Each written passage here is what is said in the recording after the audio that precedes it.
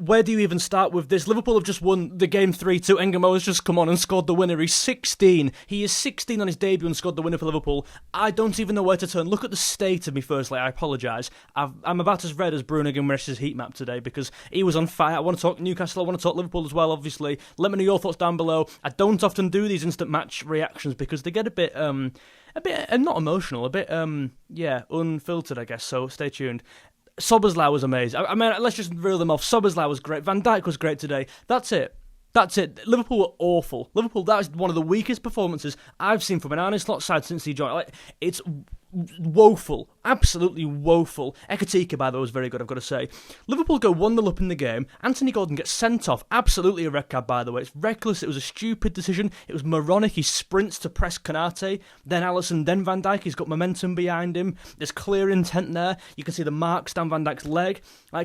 Of course, that was a red card. So he's let his team down there. They're 1-0 down. We're going to the second half. 5 seconds into the second half. We're 2-0 up and we're going extra man. You're thinking we can't possibly bottle this. The tempo entirely drops. We look less confident. We look shaky. We're really trying to not playing on the front foot. You wouldn't even guess we had 11 men. We had the man advantage. Newcastle come into it. Fair play. My word, they showed some character, some resilience there. Bruno Guimaraes was amazing. Livramento. I thought Dan Burn was great at the back. I thought Elanga pressed from the front really well, really dynamic.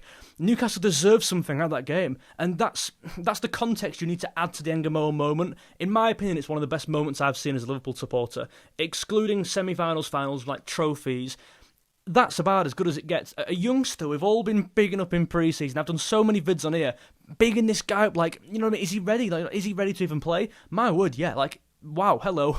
Welcome to the league, Engamo. My God, you are ready to play. He's come on there in the context of Liverpool being really poor in the game, and he's won the game for Liverpool. And it's a bloody good job, by the way, because I'd come in here done a match reaction.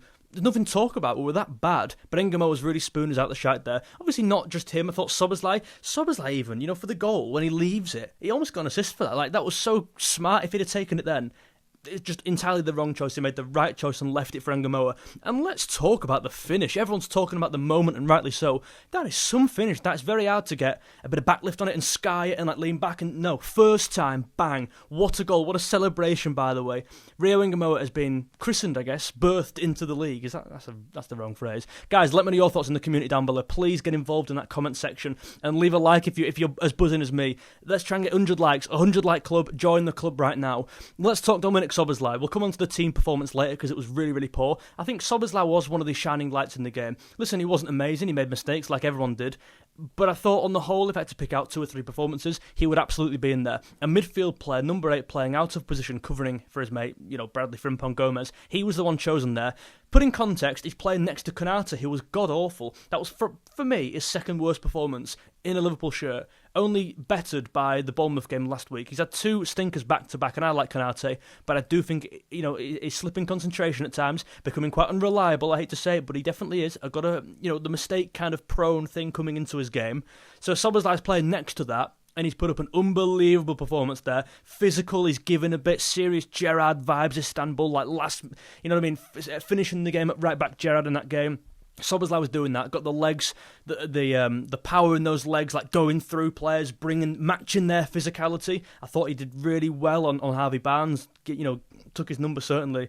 And when he was coming into midfield at the times he was doing, I thought it was really working. I thought that numerical advantage for them was always on. Even when they had a man sent off that went 4-3-2, they kept that 3 in the midfield, and it was always dominant against Jones and Gravenberch, who I didn't think were both unbelievable together.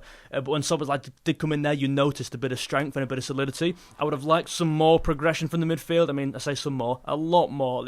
It was so dry, so flat. We were punting balls over to Salah and to Gakpo either widths and trying to make something happen. Ekatike was coming from the number 9 position almost to the number 8 position, showing for the ball, back to goal, and whilst I thought he was good at doing that, that's not how you want to be playing every single time. You need a bit of variance in there. Wirtz, look at some of the runs Wirtz are making. I'm sure the extended highlights will show some of it. He was making so many great runs, but they're almost fake runs because no one was passing the big circular thing to him.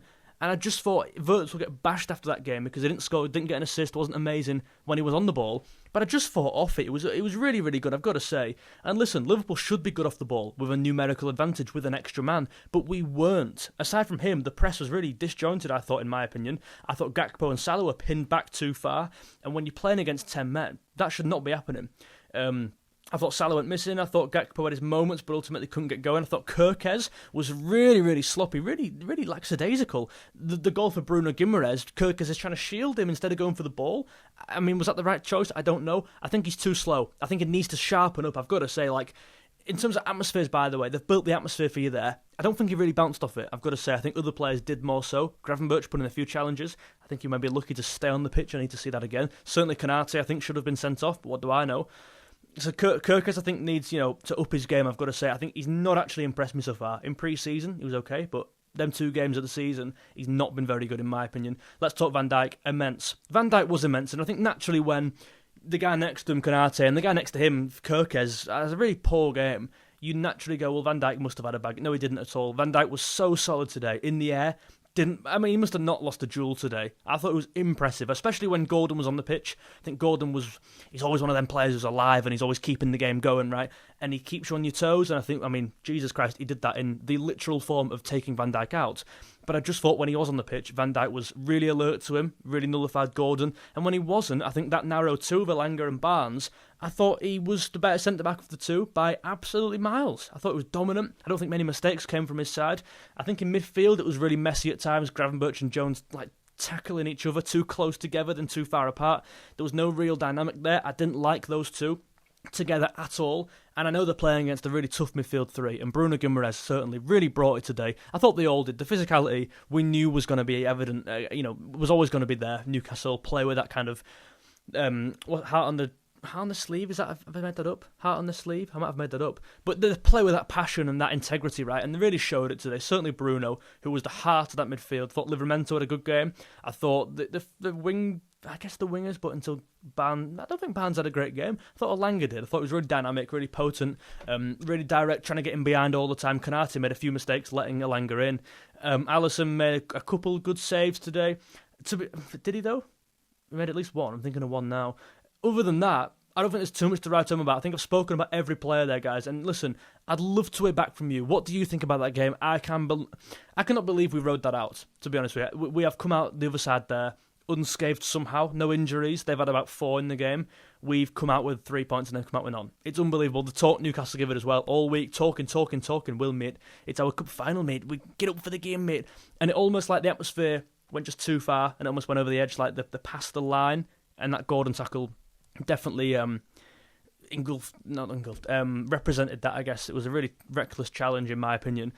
And listen, Liverpool have Arsenal next week. What a confidence booster. Not so much the performance, but the result. We can take them 3 points back home to Anfield and hopefully do Arsenal without Saka, without Ødegaard. They haven't got either as well. I'd love to know your thoughts down below, but this day will always be Rio Engamoa's. What a star. The man is here. The lad, this guy's 17 in 4 days. The guy is here and here to stay, hopefully. Let me know your thoughts down below, guys. If you enjoyed the vid, please leave a like. It really goes far in supporting the journey, helping me out on here. Eventually, I'm going to have a routine, a schedule for live streams and for posts, so you hopefully won't have to when's George filming? It'll always be on a set day, and hopefully that makes sense to you, and I'll release that soon. We're moving into a new house, basically, so whenever I get settled in, I will let you know. As and when we've got a schedule sorted. If you're into music, by the way, I've got an account called George Scaife Music. Loads of stuff, Oasis, Beatles, loads of different things on there. I've got an account called Dart Days where I play, weirdly, darts. Obviously, I play darts over on Dart Days. Hopefully, you follow me across all socials, TikTok, Instagram, Twitter. There's a new Liverpool Instagram now, George Scaife LFC. Go and follow that one. If you're not already, for daily posts over on there. Guys, thank you so much, and what a win. My word, we're going to 0-1.